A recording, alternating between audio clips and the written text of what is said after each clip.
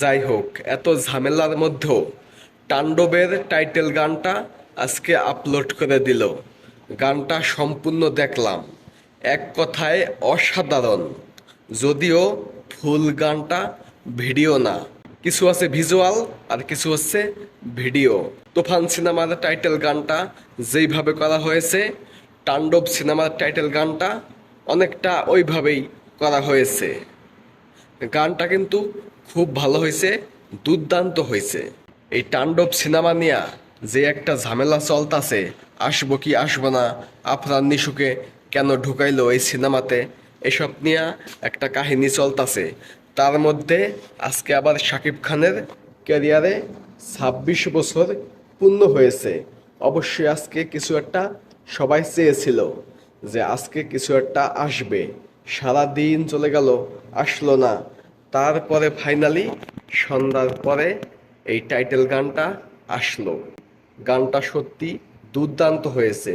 যেই সিঙ্গার গানটা গাইছে, যেই বয়সটা দিছে, আগুন বয়স, বাঘের মতো, মনে হইতেছে খায়া ফেলাইব এমন একটা ভয়েস।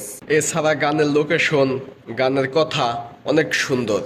কিন্তু তুফান সিনেমার টাইটেল গানের থেকে এই গানটা বেশি ভালো হয় নাই।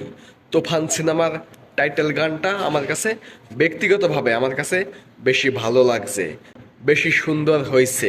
তুফান সিনেমার টাইটেল গানটা শুনলে শরীরে একটা হিট আইসা পড়ে, শরীরে একটা আগুন ধরে যায়।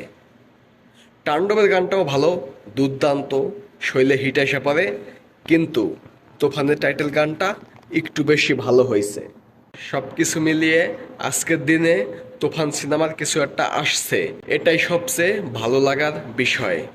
তো টাইটেল গানটা আপনাদের কাছে কেমন লাগছে অবশ্যই কমেন্টে জানিয়ে দেবেন। আমার কাছে তো খুবই ভালো লাগছে।